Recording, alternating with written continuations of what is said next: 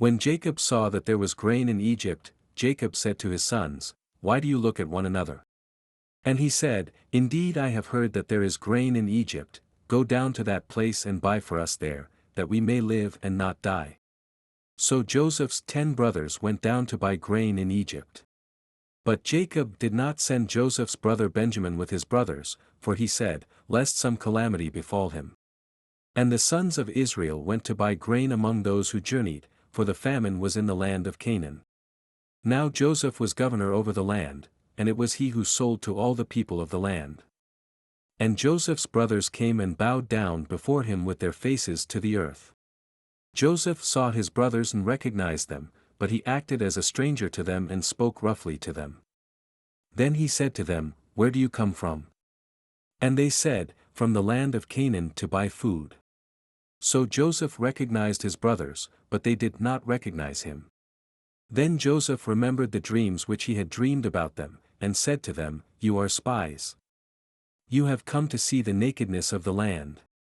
And they said to him, "No, my lord, but your servants have come to buy food.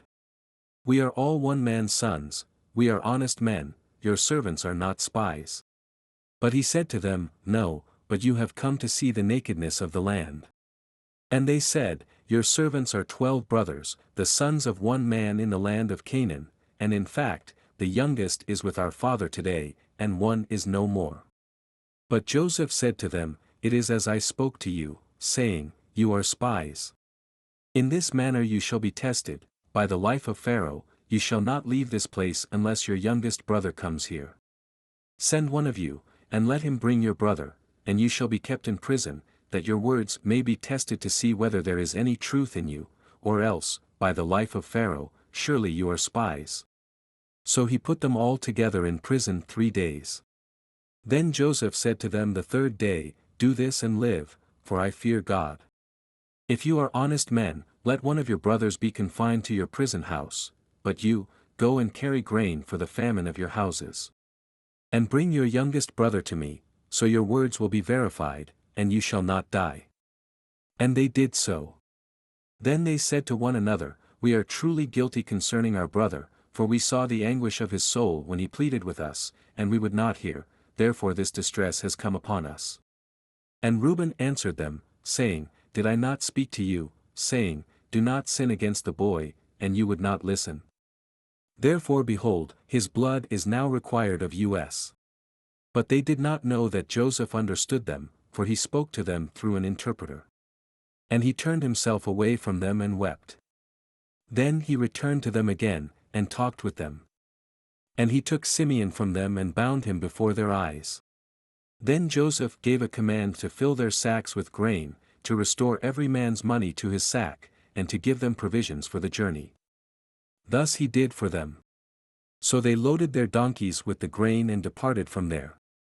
But as one of them opened his sack to give his donkey feed at the encampment, he saw his money, and there it was, in the mouth of his sack. So he said to his brothers, "My money has been restored, and there it is, in my sack." Then their hearts failed them and they were afraid, saying to one another, "What is this that God has done to us?"